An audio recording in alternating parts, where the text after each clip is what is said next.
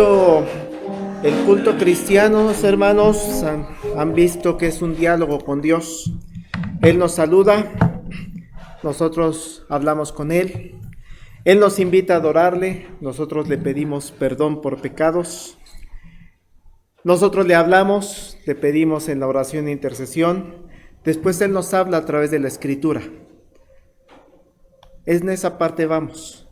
Dios nos va a hablar a través de la Escritura y después viene la respuesta de nosotros a través de la oración, del ofertorio, y Dios nos despide. Esa es la estructura de nuestro culto cristiano. Así que vamos a escuchar hoy qué es lo que Dios tiene para nosotros. Oramos ahí en sus lugares. Te agradezco, Padre, la oportunidad que me das de predicar desde este lugar. Gracias, Señor, porque tu palabra no regresará vacía, sino sabemos que edificará a la iglesia. Y a mí, Padre, como te pido cada domingo, permíteme ser solamente un instrumento que da voz a lo que tú quieres enseñar a la iglesia.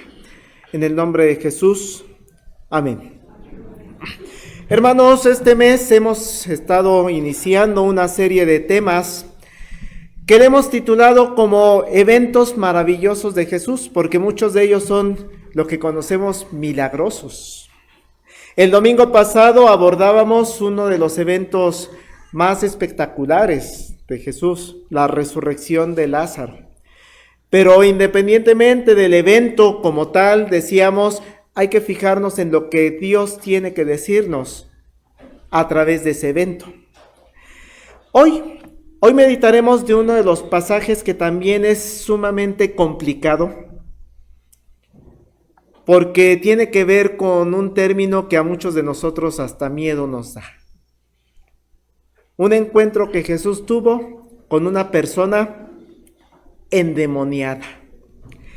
Y no es fácil hablar de tema de demonios, porque estoy seguro que la mayoría de nosotros cuando decimos endemoniado, nos viene a la mente escenas de películas.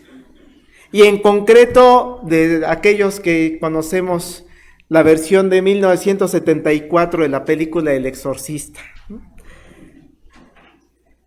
Visualizamos en nuestra mente, hermanos, seguramente que hablar de una persona endemoniada es hablar de alguien que le cambia la voz, hace una voz toda extraña. Pensamos en una persona que adquiere un tono de piel grisáceo, ¿no? Y que incluso se empieza a autoflagelar y tiene rasguños en todo el cuerpo. Y ya, nos podemos ver incluso, estoy seguro que lo tienen en mente ahorita, que una persona endemoniada puede voltear la cabeza, ¿sí? 360 grados, y hasta puede flotar. Se mueve la cama y después la vemos a la actriz flotando, ¿no? Esa es la imagen que tenemos de endemoniado y por eso muchas de las veces desde nuestros púlpitos tratamos de evitar esos temas, porque dan miedo. Pero hermanos, la imagen que nos formemos de una persona endemoniada no debería estar basada en Hollywood. No debería estar basada en la imagen que tiene un director, un maquillista, porque ganó el premio a Oscar de mejor maquillaje, sino vamos a fijarnos en nuestro propio Dios, en la imagen, en la descripción que nos da de una persona endemoniada a través de la Escritura. Quitémonos ahorita esas imágenes de película y vayamos a ver qué nos dicen los evangelistas acerca de un evento tan importante. Y es tan importante que 3 de los evangelios lo mencionan. Mateo habla de este personaje. Marcos habla de este pasaje. Lucas habla de este pasaje. Y aunque nos vamos a enfocar mucho en el testimonio que tiene Lucas para nosotros, no es imposible el tener que recurrir a los otros evangelios para completar la imagen del endemoniado gadareno. ¿Cómo se describe a la persona endemoniada? Vamos a ir viendo primero la Escritura. Lucas 8, versículo 27. Era un hombre de la ciudad, un hombre común y corriente. Dice el 27, al llegar él a tierra, vino a su encuentro un hombre de la ciudad. Si lo buscamos en otras traducciones, dice, al bajar Jesús a tierra, salió del pueblo un hombre que estaba endemoniado y se le acercó. Salió del pueblo, un ciudadano común y corriente. Esto nos quiere decir que muy probablemente este ciudadano en un pueblo pequeño, no la Ciudad de México que tenemos 8 o 9 millones de habitantes, no, son pueblos pequeños, pues muy seguramente era conocido por las personas de la ciudad. También nos puede, esta descripción que da que era una persona de la ciudad, nos puede permitir conocer que tenía algo diferente. Había algo que lo caracterizaba con respecto a todos los demás del pueblo. Y es una situación que ya tenía mucho tiempo. Aunque no dice con exactitud cuánto tiempo tenía con este problema, sí nos dice ya tenía tiempo. Dice el verso 27, al mismo tiempo, al llegar él a tierra, vino a su encuentro un hombre de la ciudad, endemoniado desde hacía mucho tiempo. Hay datos que no nos da la Escritura. La edad de la persona no se requiere para analizar el texto. ¿Cuánto tiempo llevaba poseído, endemoniado? Tampoco lo menciona. Lo único que quiere resaltar es que sí ya tenía tiempo. La gente del pueblo reconocía de que ya había pasado algunos meses, años, con que esta persona presentaba una característica un poquito diferente. Pero vamos a ver que tampoco nos describe el evangelista a esta persona como las películas. Vamos a ir ahora al aspecto físico de esta persona. Dice el verso 27, el mismo verso 27, pero en su segunda parte. No vestía ropa, ni moraba en casa, sino en los sepulcros. Hasta aquí, hermanos, lo único que nos podría parecer extraño en la conducta de esta persona es que, pues sí, andaba desnudo. Y la otra característica es que no vive en la ciudad. Llevaba mucho tiempo viviendo, dice, en los sepulcros. El Evangelio de Lucas ahí nos deja esta descripción. Para Lucas no considera más importante el desarrollar otras descripciones de él. Pero vamos a ver a otros de los evangelios, porque ellos sí nos dan otros detallitos. Si vemos el pasaje paralelo, Mateo capítulo 8, verso 28, que narra la misma historia, Mateo 8, 28 sí nos da otra característica. Dice este pasaje, cuando llegó a la otra orilla, a la tierra de los Gadarenos, vinieron a su encuentro 2 endemoniados que salían de los sepulcros, feroces en gran manera, tanto que nadie podía pasar por aquel camino. Detalles de Mateo, hermanos. Menciona 2, mientras que Lucas nos menciona 1 y Marcos también menciona nada más 1.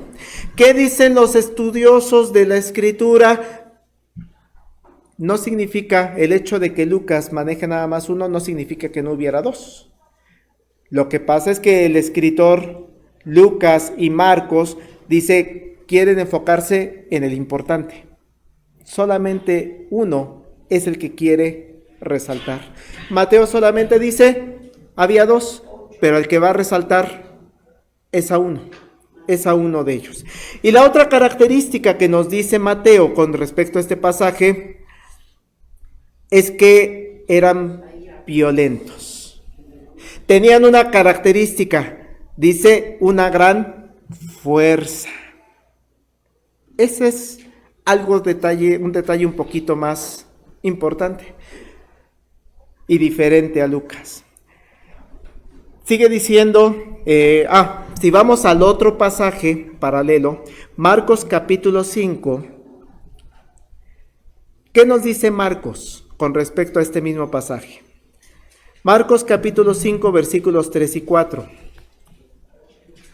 Dice que tenía su morada en los sepulcros y nadie podía atarle ni aun con cadenas, porque muchas veces había sido atado con grillos y cadenas, mas las cadenas habían sido hechas pedazos por él y desmenuzados los grillos y nadie le podía dominar. Nuevamente complementando este pasaje entre los tres evangelios, pues lo que nos dice es, y creo que lo podemos ya ir imaginando, una persona desnuda, que era del pueblo, pero que ahora vive fuera del pueblo en los sepulcros, y como característica básica es violenta, agresiva. ¿Qué te traes? ¿Qué? Y además con una gran fuerza que puede romper incluso las cadenas que le ponían. Las características que tal vez no eran muy comunes y que quisiera resaltar, vive en los sepulcros. La gente no vive en los sepulcros. Es como decir en nuestra época actual, vive en el panteón. Aún así, podría darse el caso en nuestro país, ¿no? No tener ropa. Y la otra característica, ser muy fuerte físicamente. Y además, sigue diciendo la otra característica, el Evangelio de Marcos, en el verso 5. Y siempre, de día y de noche, andaba dando voces en los montes y en los sepulcros e hiriéndose con piedras. No quisiera usar el ejemplo, hermanos, pero creo que podemos pensar en personas indigentes de nuestra ciudad que podrían entrar en esta descripción, ¿no? De repente nos encontramos a personas en situación de calle que hasta agresivos son. Yo en lo personal me da de repente temor y lo que tiendo a hacer es agacho mejor la mirada porque si te quedas viendo, ¿qué? Y los vemos de repente en las calles gritando. Sin embargo, hermanos, qué difícil situación para Jesús. Porque de acuerdo a esta descripción que hemos hecho del personaje, hay personas que podríamos decir, pastor, no es un demonio. Lo que está describiendo al final de cuentas es una persona que tiene un trastorno mental. Esa es la descripción que damos en la actualidad. Si nos encontramos a una persona con estas características en la época actual, seguramente nos van a mandar a que lo llevemos al hospital psiquiátrico, aquí en San Bernardino, en la zona de Tlalpan, y ahí le podrán hacer electroencefalogramas, tomografías y un sinfín de estudios médicos, y le van a hacer toda una serie de valoraciones psicológicas y psiquiátricas para ver cuál es la situación que tiene la persona. Jesús no tenía acceso a estos estudios. Jesús tiene que definir hace 2000 años si estamos hablando de un problema, un trastorno mental, o estamos hablando de una persona endemoniada. El evangelista, hermanos, nos sigue dando toda una serie de información. Vamos ahora a fijarnos en el encuentro. Ya vimos la descripción y vemos que podría ser interpretado hasta como una persona con trastorno mental nada más. Pero vamos a ver ahora el encuentro. Regresamos a Lucas capítulo 8, el pasaje base. Lucas capítulo 8. ¿Cómo ocurre este encuentro con Jesús? Dice el verso 28. El endemoniado, al ver a Jesús, lanzó un grito y postrándose a sus pies exclamó a gran voz: ¿Qué tienes conmigo, Jesús, Hijo del Altísimo? Te ruego que no me atormentes. Qué interesante, hermanos, este personaje reconoce a Jesús. Declara que ya ha tenido conflictos con él. ¿Qué quieres? ¿Qué tienes conmigo? De entrada, siguiendo la redacción dada por Lucas, deja ver que es la persona y no el demonio que está dentro de ella quien se está expresando. ¿Quién está diciendo estas palabras, hermanos? ¿El demonio o la persona que está endemoniada? ¿Qué tienes conmigo? Jesús, Hijo de Dios Altísimo. te ruego que no me atormentes. Qué difícil para Jesús, ¿no? El ir identificando a qué se está enfrentando en esa escena. Pero también se expone que Jesús ya le había dado indicaciones y Jesús sí se le había dado al demonio que estaba en el interior para que saliera. Verso 29. Porque mandaba al espíritu inmundo que saliese del hombre, pues hacía mucho tiempo que se había apoderado de él y le ataban con cadenas y grillos, pero rompiendo las cadenas era impedido por el demonio a los desiertos. Jesús ya le había mandado entonces. Jesús ya puede distinguir. No estamos ante un caso de trastorno mental. Estamos ante un problema de una persona que tiene un demonio adentro. Ya había mandado al espíritu inmundo que saliera de este hombre. Y entonces podríamos interpretar el pasaje anterior, te ruego que no me atormentes, en voz del demonio que está adentro. Pero también se expone que Jesús, pero en lenguaje actual, en la versión lenguaje actual, nos deja ver que el demonio es quien está hablando en ese momento. Se los voy a leer el lenguaje actual.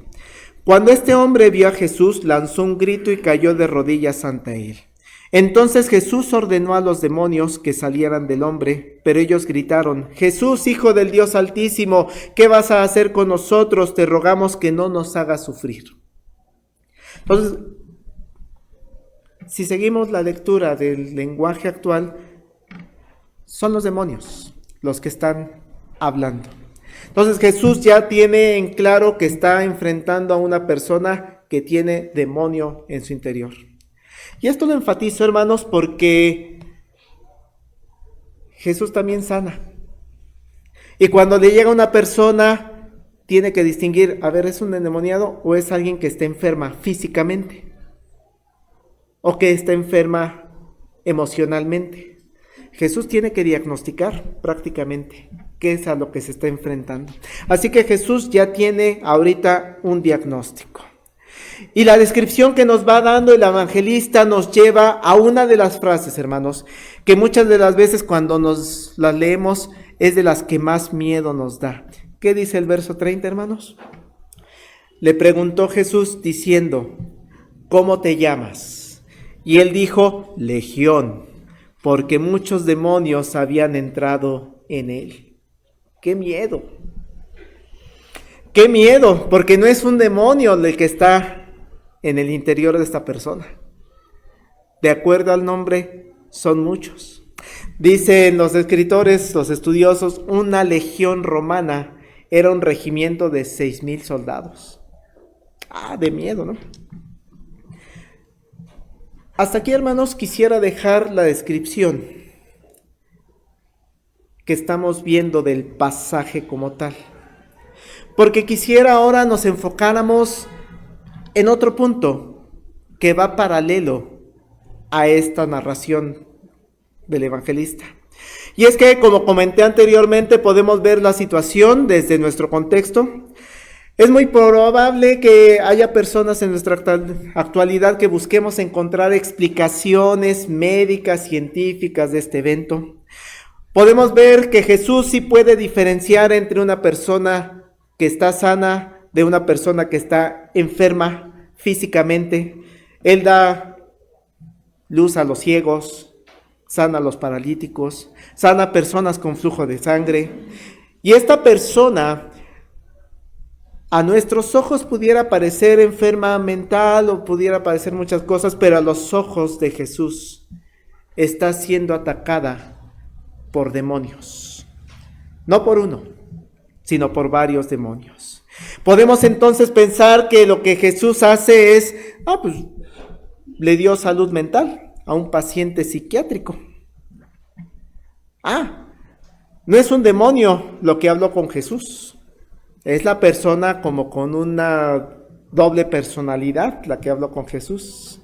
Y esa es la misma persona a la que le está pidiendo clemencia. Podríamos pensar, hermanos, que esta persona que vive en los sepulcros vio pasar un día a una legión y por eso cuando Jesús le pregunta ¿quién eres?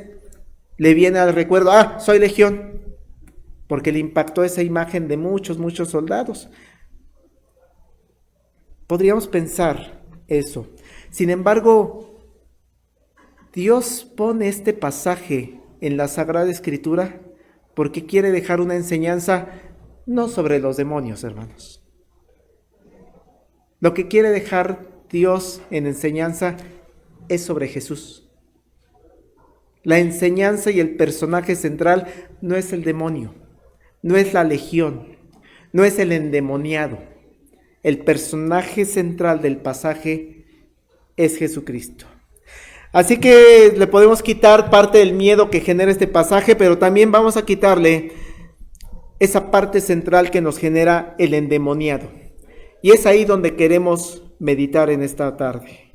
Todas las historias, hermanos, que aparecen en la Sagrada Escritura están porque hay un objetivo cristiano, un objetivo cristológico, porque nos quieren mostrar el Evangelio de Jesucristo, las buenas noticias que vienen con Jesús.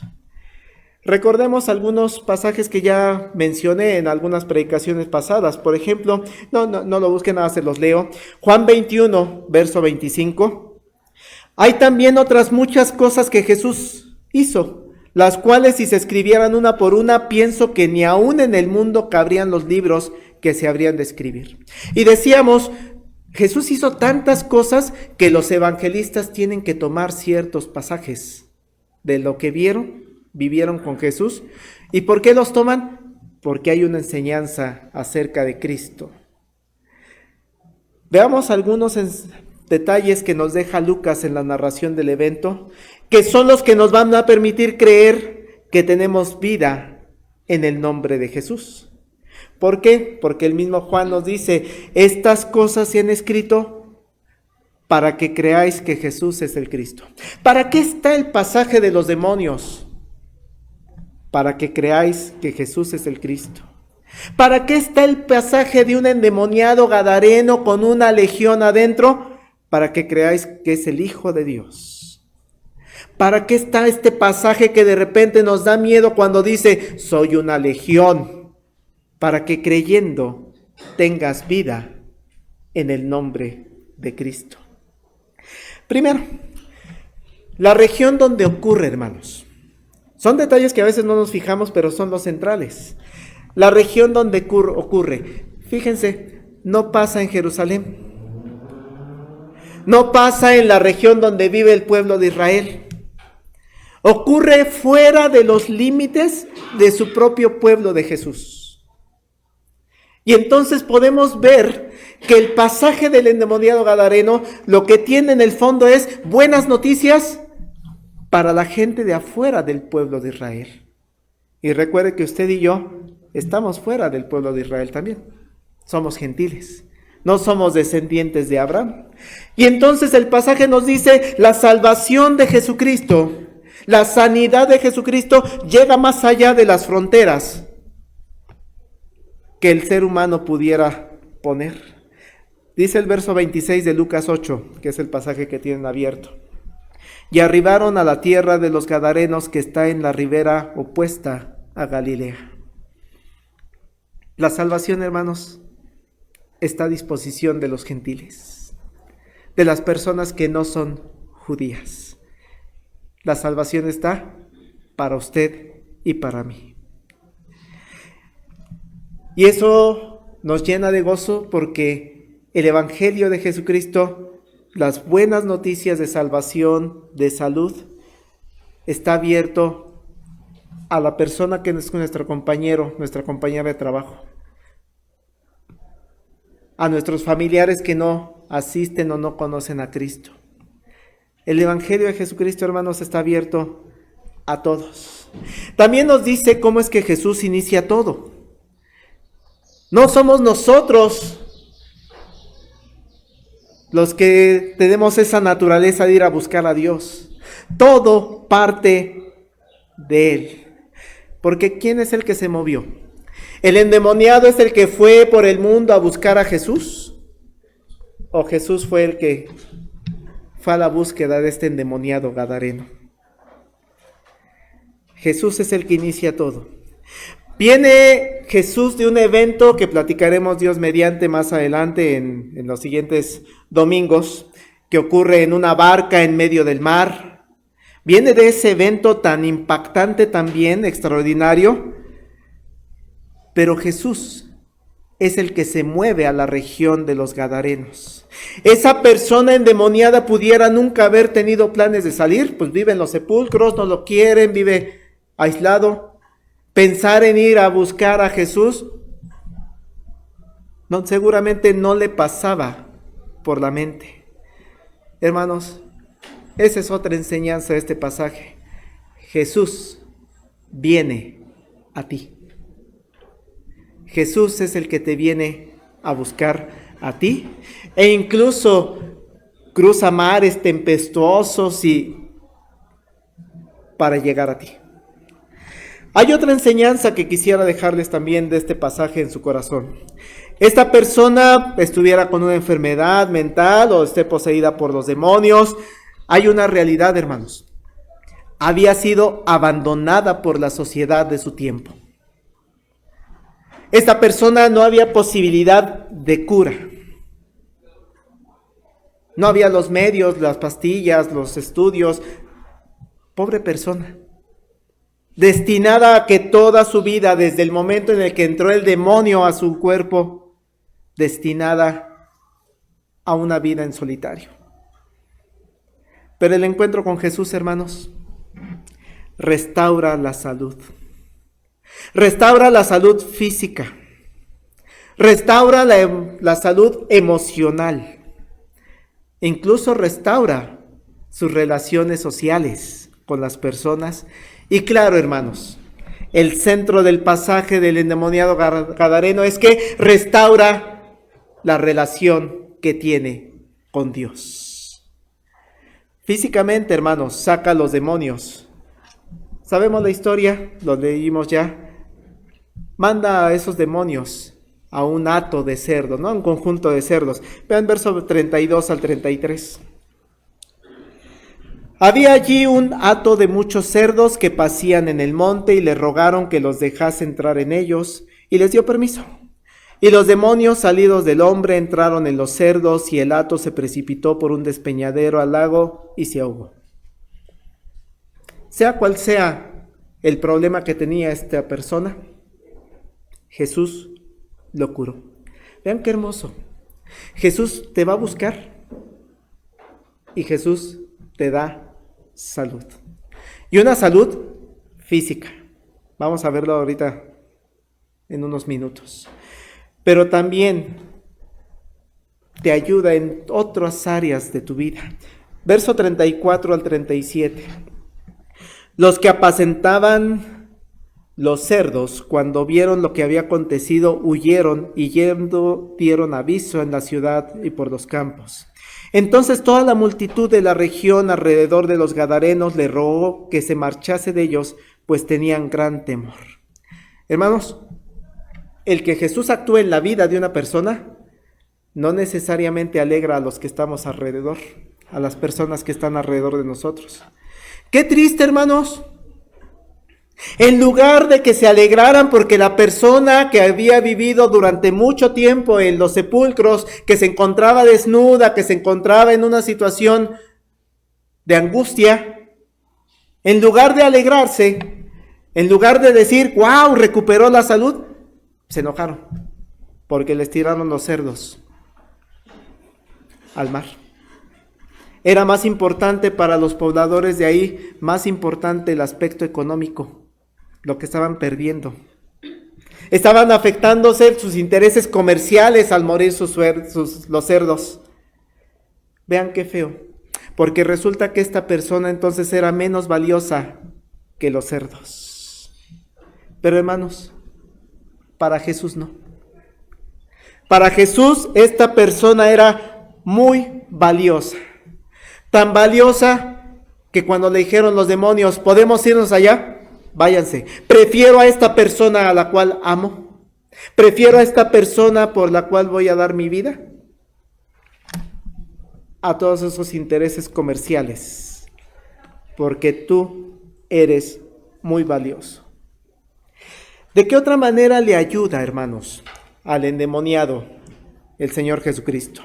Verso 35, nuevamente. Y salieron a ver lo que había sucedido, vinieron a Jesús, hallaron al hombre de quien había salido los demonios. Vean qué hermoso.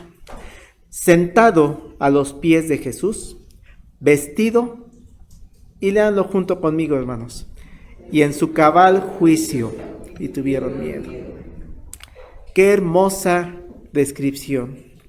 Este personaje tenía muchos años de afectación por los demonios. Este personaje vivía desnudo. Este personaje que era violento cuando se encontraba con alguien. Este personaje que había sido relegado por la sociedad. Qué hermoso. Ahora se encuentra en su cabal juicio. Eso da el conocer a Jesucristo. Ese es el mensaje central de un pasaje que de repente nos da miedo, hablar de demonios. El personaje central, hermanos, es Jesús. Lenguaje actual, nuevamente acudo a esa versión de la Biblia, traducción de la Biblia. La gente fue a ver qué había pasado. Al llegar vieron sentado a los pies de Jesús al hombre que antes había tenido los demonios. El hombre estaba vestido y se comportaba normalmente. Y los que estaban allí temblaban de miedo. Se comportaba normalmente. Qué hermosa descripción. Pero no quiero dejar de mencionar. Y también considero que es una de las partes más importantes para resaltar en el pasaje, que es parte central del por qué los 3 evangelistas lo mencionan, en este caso el endemoniado gadareno. No es el que hagamos películas del exorcista, el que esté este pasaje en la Biblia. No. El que esté este pasaje en la Biblia en 3 evangelios tiene que ver con la descripción que leímos, verso 35. Hallaron al hombre de quienes habían salido los demonios, sentado a los pies de Jesús. Es un detalle que de repente no meditamos en él. Pero tenemos que irnos a la época en la que está escrito. Porque en esa época, hermanos, la manera en la que se enseñaba era el maestro de pie o sentado, y su discípulo, quien había decidido, te voy a seguir a ti, sentado a los pies. ¿Qué está haciendo ahora el endemoniado, hermanos? Está sentado a los pies de Jesús, aprendiendo lo más que pudiera de su maestro. Se ha convertido ahora en un discípulo. Está escuchando con atención a aquella persona que le dio salud, que le dio la salvación. Hermanos, está disfrutando de la voz de Jesús. Eso es central en el pasaje. De estar alejado de Dios, de estar viviendo en una región donde no había contacto tanto con el Señor, vivía fuera del pueblo de Israel, de estar en contacto con la imagen de demonios que incluso lo habían poseído, de estar en contacto con el sepulcro, con la muerte de manera cotidiana, de estar en contacto con el desierto, hermanos. Ahora se encuentra a los pies de Jesús, escuchándolo con atención, convirtiéndose en un discípulo de Dios con nosotros, de Jesús. Ese es el cambio que da Jesús. Pero la descripción, hermanos, del estado espiritual ahora de la persona no se queda ahí nada más, en que se convierte en un discípulo que va a ir aprendiendo de Jesús. No. Verso 38, por favor. Y el hombre de quien habían salido los demonios le rogaba que le dejase estar con él. Hermanos, no se quiere separar de Jesús. No se quiere separar del Maestro. Quiere acompañar a su Salvador a todas partes donde que él vaya. Antes pedía a gritos, no me atormentes, No me molestes. Ahora pide a gritos, llévame contigo. Quiero estar contigo todo el tiempo. Y que conste, se encuentra ahora en su cabal juicio. No lo hace en un estado emocional alterado por las emociones, no, lo hace en su cabal juicio. ¿Qué cambio tan radical nos muestra este pasaje? Pero los planes de Jesús para esta persona son diferentes. Es tiempo que el Evangelio de Jesús, que las buenas noticias que trae la vida de Jesús, su muerte, su resurrección, su segunda venida, es tiempo de que salgan al resto del mundo. Qué hermoso es que esas buenas noticias van a empezar a expandirse. Y primero se expanden con nuestra familia, por la propia familia. Recuerden, el endemoniado había sido rechazado por sus familiares, lo habían abandonado. Ahí estaba en solitario. ¿Desde cuándo? No sabemos, no es un factor que nos interese, 5, 10, 20 años, ¿no? Pero lo habían dejado vivir en los sepulcros. Le habían cerrado las puertas de su casa. Pero ¿cuáles son los planes de Jesús, hermanos? Verso 38 y 39. Pero Jesús le despidió diciendo, vuélvete ¿a dónde? A tu casa. Regresa a tu casa. Ahí es en donde te necesito. Claro, podrías convertirte en un discípulo mío y acompañarme por todas las regiones donde voy a andar todavía. Pero a ti te encargo, vete a tu casa. Y la siguiente frase es el título del mensaje, hermanos. Y cuenta cuán grandes cosas ha hecho Dios contigo. Vete a tu casa. Hoy hermana, hoy hermano, vete a tu casa y cuenta cuán grandes cosas ha hecho Dios contigo. Y qué hermoso discípulo, porque dice la continuación del versículo, y él se fue, predicando por toda la ciudad cuán grandes cosas había hecho Jesús con él. Hermanos, en tu casa hay mucho trabajo que realizar. Tus hijos, tus nietos, tus sobrinos, tus padres. Vete a tu casa y cuenta cuán grandes cosas ha hecho Dios. Los que te vieron, muchas de las veces te vieron en una época en la que estabas controlado por vicios, por demonios, que estabas alejado de Dios. Tal vez así era tu vida antes, hermano. Hoy es diferente. El endemoniado gadareno, no esa imagen del exorcista, insisto, la imagen del endemoniado gadareno bíblica nos muestra que hoy estás aquí sentado, viviendo a los pies de Jesús. Hoy te encuentras aquí sentado con ganas de ir a tu casa a predicar el Evangelio. Hoy te encuentras aquí sentado, siendo invitado por Dios a ir a la ciudad a predicar cuán grandes cosas ha hecho Jesús contigo. Quiero concluir, hermanos. El Hijo de Dios, un hijo de Dios, no te espantes, no puede ser poseído por un demonio, ¿eh?